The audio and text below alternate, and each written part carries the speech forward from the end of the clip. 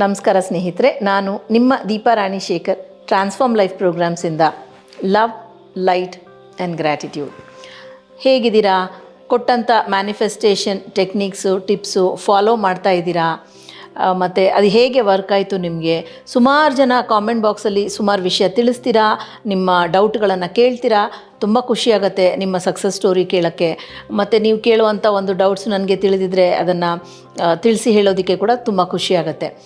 ಮತ್ತು ಸಬ್ಸ್ಕ್ರೈಬ್ ಮಾಡ್ಕೊಂಡಿಲ್ಲ ನಮ್ಮ ಚಾನಲ್ನ ಇನ್ನು ಅಂತಂದರೆ ದಯವಿಟ್ಟು ಬೆಲ್ ಐಕನ್ನ ಕ್ಲಿಕ್ ಮಾಡಿ ನಮ್ಮ ಚಾನಲ್ನ ಸಬ್ಸ್ಕ್ರೈಬ್ ಮಾಡ್ಕೊಳ್ಳಿ, ವೀಡಿಯೋಸ್ನ ಶೇರ್ ಮಾಡಿ, ಲೈಕ್ ಮಾಡಿ.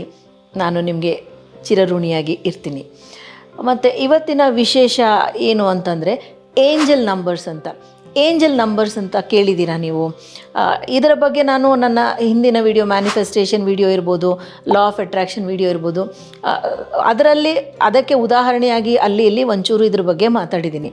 ಆದರೆ ವಿಶೇಷವಾಗಿ ಏಂಜಲ್ ನಂಬರ್ ಬಗ್ಗೆನೇ ಇವತ್ತು ಮಾತಾಡ್ತಾ ಇರೋದು. ಸೊ ಏಂಜಲ್ ನಂಬರ್ ಅಂದರೆ ಏನು? ಏಂಜಲ್ ಅಂದರೆ ಗೊತ್ತೇ ಇದೆ, ನಮ್ಮಲ್ಲಿ ಕೂಡ ಏಂಜಲ್ ಅಂತಂದಾಗ ಗಂಧರ್ವರಿರ್ಬೋದು, ಕಿನ್ನರಿ ಇರ್ಬೋದು, ಅಥವಾ ದೇವತೆಗಳಲ್ಲೇ ಅದು ಒಂದು ವರ್ಗ ಇರ್ಬೋದು ಅನ್ನೋ ಹಾಗೆ ಏಂಜಲ್ಸನ್ನು ನಾವು ಟ್ರೀಟ್ ಮಾಡ್ತೀವಿ. ಸೊ ಅದು ಒಂದು ಡೀಟೇಲ್ ಸ್ಟಡಿ, ಅಲ್ಲಿ ಹೋಗೋದು ಬೇಡ. ಏಂಜಲ್ ನಂಬರ್ ಅಂತಂದಾಗ ಈಗ ಮೊದಲಿಗೆ 111 ಅದು ಒಂದು ಏಂಜಲ್ ನಂಬರ್ ಅಂತ ಇಟ್ಕೊಳ್ಳೋಣ. ಏನು ಈ ಏಂಜಲ್ ನಂಬರಲ್ಲಿ ವಿಶೇಷ ಅಂತಂದಾಗ ಇದು ಮ್ಯಾನಿಫೆಸ್ಟೇಷನ್ ನಂಬರ್. ಮ್ಯಾನಿಫೆಸ್ಟೇಷನ್ ಅಂದರೆ ಏನು? ಅಂದ್ಕೊಂಡಿದ್ದು ನಡೆಯುತ್ತೆ. ಸೊ ಅಂದ್ಕೊಂಡಿದ್ದು ನಡಿಬೇಕಂದಾಗ ಪ್ರಪ್ರಥಮವಾಗಿ ನೀವು ಹೇಗೆ ಹೇಳ್ಕೋಬೇಕು? ಮ್ಯಾನಿಫೆಸ್ಟ್ ಆಗಬೇಕು ನಿಮಗೆ, ನೀವು ಅಂದ್ಕೊಂಡಿದ್ದು ನಿಜ ಆಗಬೇಕು, ಅಂದ್ಕೊಂಡಿದ್ದು ನಿಮ್ಮ ಜೀವನದಲ್ಲಿ ಅದು ಸಂಭವಿಸಬೇಕು ಅಂತಂದಾಗ ಏನು ಅನ್ಕೋಬೋದು ನೀವು? ಏನನ್ನು ನೀವು ಮ್ಯಾನಿಫೆಸ್ಟ್ ಮಾಡ್ಕೋಬೇಕು?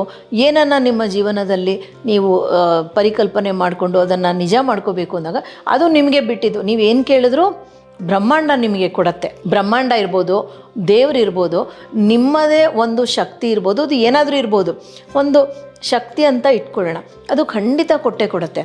ಆದರೆ ಹೇಗೆ ಕೇಳಬೇಕು ಅದು ಒಂದು ರೀತಿ ಇರುತ್ತೆ. ನಿಮ್ಮಲ್ಲಿ ಕೆಲವರು ನನಗೆ ಕಾಮೆಂಟ್ ಹಾಕಿರ್ತೀರ, ನಾನು ಮಾಡಿದೆ ಆಗಲಿಲ್ಲ ಅಂಥೇಳಿ. ಒಂದೇ ದಿವಸಕ್ಕೆ ನೀವು ಆಗಲಿಲ್ಲ ಅಂಥೇಳಿ ಬಿಟ್ಟಾಗ ಹೇಗಾಗತ್ತೆ? ಯಾವುದೇ ಒಂದು ವಿಷಯಕ್ಕೂ ನಾವು ಅದನ್ನು ಪರ್ಸಿಸ್ಟೆಂಟ್ ಎಫರ್ಟ್ ಅಂತ ಹೇಳ್ತೀವಿ. ಅಂದರೆ ಛಲ ಬಿಡದ ತ್ರಿವಿಕ್ರಮ ಅನ್ನೋ ಹಾಗೆ ನೀವು ಮಾಡ್ತಾನೇ ಇರಬೇಕಲ್ವಾ. ಉದಾಹರಣೆಗೆ ಶಿಲ್ಪಿ ಅರುಣ್ ಜೋಶಿ ಅವರು ಅಯೋಧ್ಯೆಯಲ್ಲಿ ಆ ಮಂದಿರದೊಳಗಿರುವಂಥ ಗರ್ಭಗುಡಿನಲ್ಲಿರುವಂಥ ರಾಮ, ಆ ಒಂದು ಪುಟ್ಟ ರಾಮ, ಬಾಲರಾಮನ ಒಂದು ಮೂರ್ತಿಯನ್ನು ಕೆತ್ತಿದ್ದಾರೆ. ಅವರು ಕೆತ್ತಬೇಕಾದ್ರೆ ಮೊದಲನೇ ಪೆಟ್ಟಿಗೆ ಮೂರ್ತಿ ಆಗೋಯ್ತಾ? ಸಾಧ್ಯ ಇದೆಯಾ? ಇಲ್ಲ ಅಲ್ವಾ. ಅದು ಅವರು ಉಳಿಪೆಟ್ಟು ಕೊಡ್ತಾ ಮೂರ್ತಿಯ ಒಂದು ಆಕಾರ, ಶೇಪ್ ಬರುತ್ತೆ.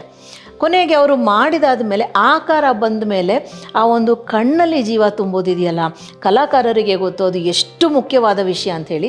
ಅದು ಅಷ್ಟೇ, ನಿಧಾನಕ್ಕೆ ಅವರು ಅದನ್ನು ಕೆತ್ತುತ್ತಾ ಹೋಗಬೇಕು, ನಿಧಾನಕ್ಕೆ ಮಾಡ್ತಾ ಹೋಗಬೇಕಲ್ವ.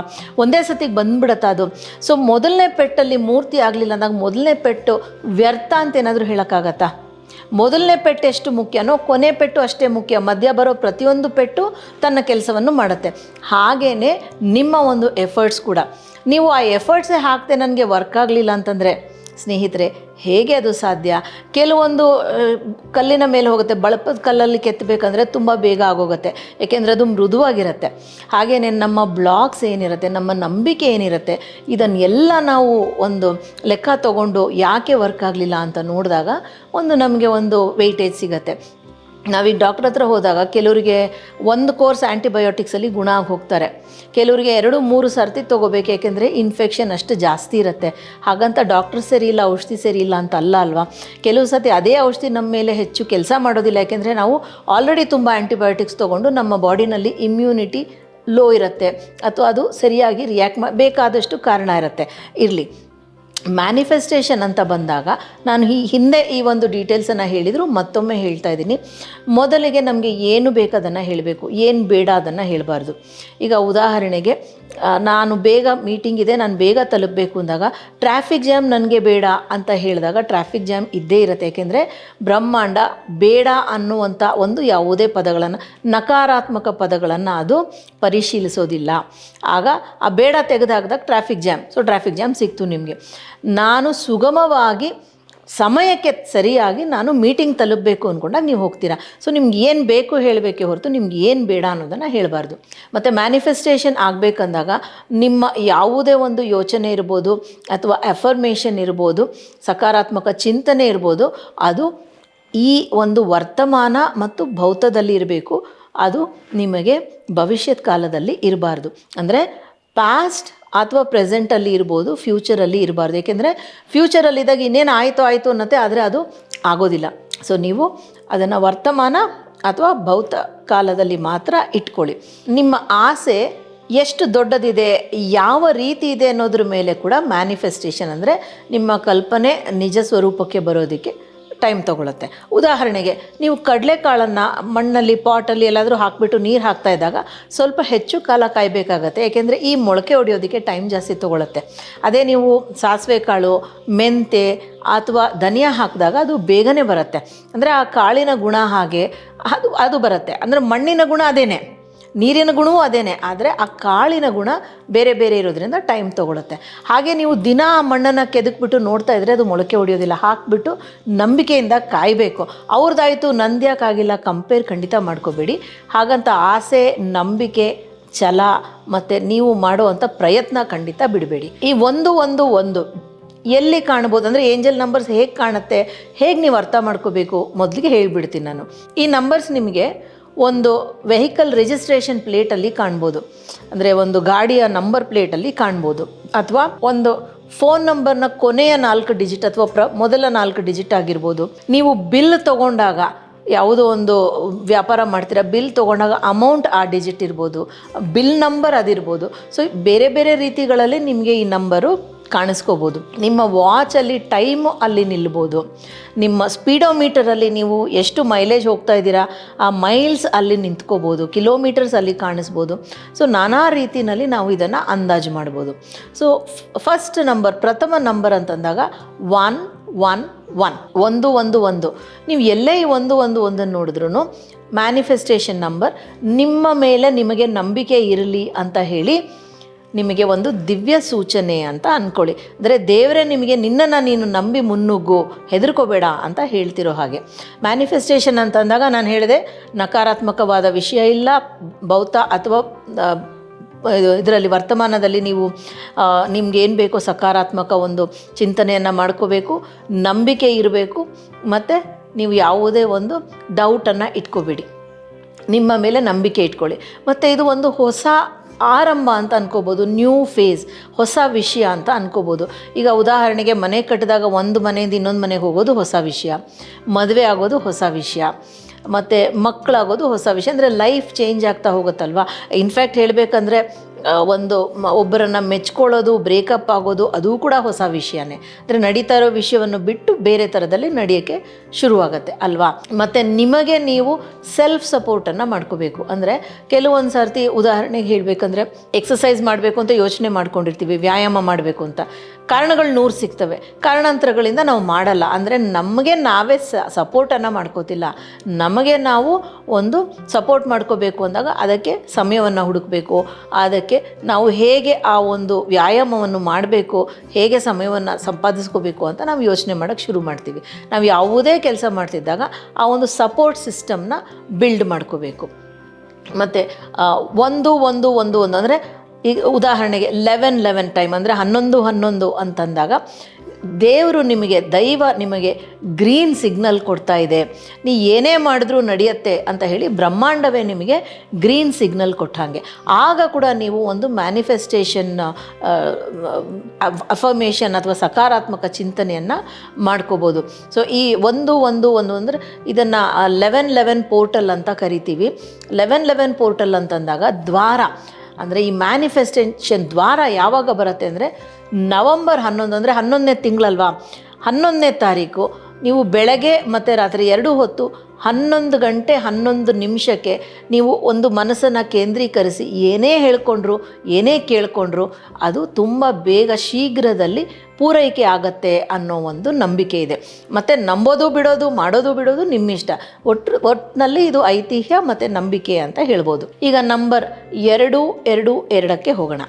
ಅದು ಕಮ್ಯೂನಿಯನ್ ಅಂತ ಹೇಳ್ಬೋದು. ಅಂದರೆ ಎಲ್ಲ ಒಂಥರ ಅಲೈನ್ ಆಗಿ ಅಂತಂದಾಗ, ಈಗ ಗಾಡಿ ಓಡಿಸ್ಬೇಕಾದ್ರೇ ನೋಡಿ, ಗೇರ್ ಸರಿಯಾಗಿ ಬಿದ್ದಿಲ್ಲ ಅಂದರೆ ಗಾಡಿ ಸರಿಯಾಗಿ ಹೋಗೋದಿಲ್ಲ. ಅಥವಾ ಆಯಿಲು, ಇಂಜಿನು ಎಲ್ಲ ಒಂದು ಕರೆಕ್ಟಾಗಿರಬೇಕಲ್ವ.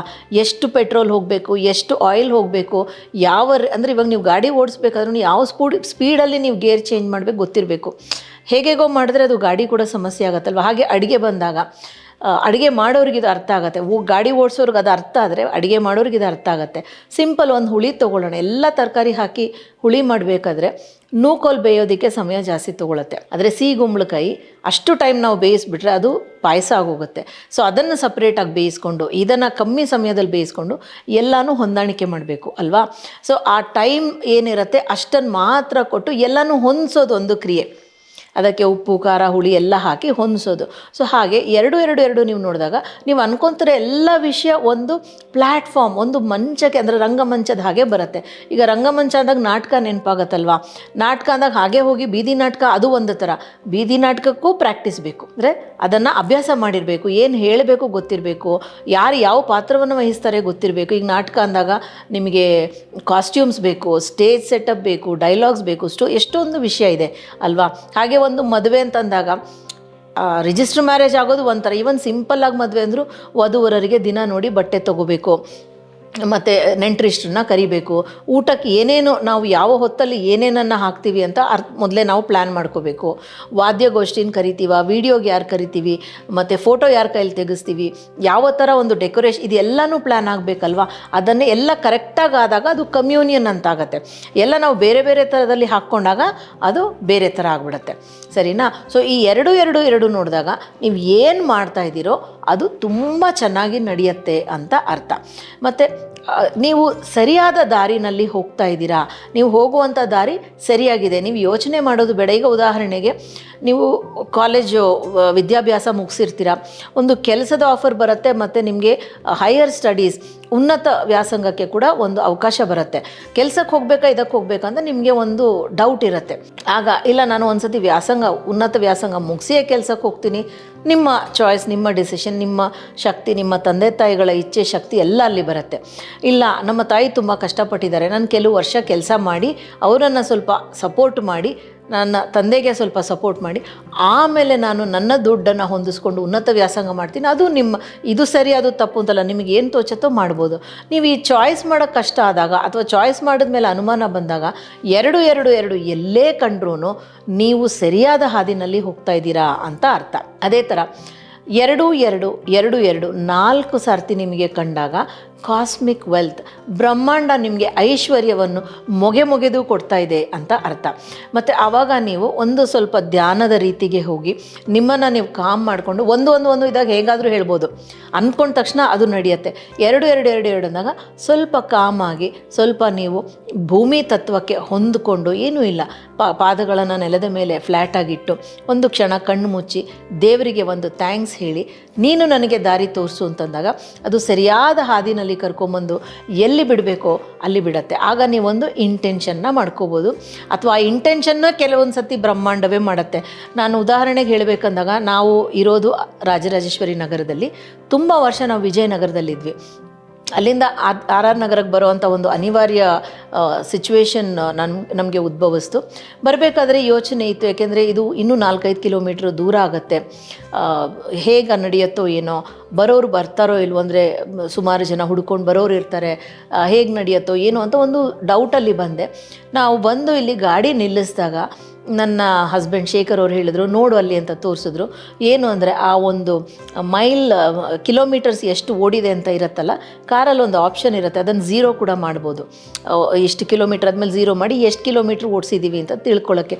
ರೆಗ್ಯುಲರ್ ಒಂದಿರುತ್ತೆ, ಇದು ಒಂದು ಸಣ್ಣ ಆಪ್ಷನ್ ಇರುತ್ತೆ. ಅಲ್ಲಿ ಅದು ಎಲ್ಲಿಂದನೂ ಓಡಿಸ್ಕೊಂಡು ಬಂದಿದ್ದು 222 ಅಂತ ಇತ್ತು. ಆ ಮೈಲ್ಸ್ ಎಷ್ಟು ಕಿಲೋಮೀಟರ್ಸ್ ಓಡಿದ್ದೇನೆ ಅದು 222 ಅಂತ ಇತ್ತು. ಏನೋ ದೇವರು ಒಳ್ಳೆ ದಾರಿನೇ ತೋರಿಸ್ತಾ ಇದ್ದೇನೆ ಅಂತ ಬಂದು 2 ವರ್ಷದಲ್ಲಿ ನಾವು ಬಾಡಿಗೆಗೆ ಬಂದಂಥ ಮನೇನ ತೊಗೊಂಡ್ವಿ. ಅಲ್ಲಿಂದ ತುಂಬ ಚೆನ್ನಾಗಿ ದೇವರು ನಡೆಸ್ಕೊಂಡು ಹೋಗ್ತಾ ಇದ್ದಾನೆ.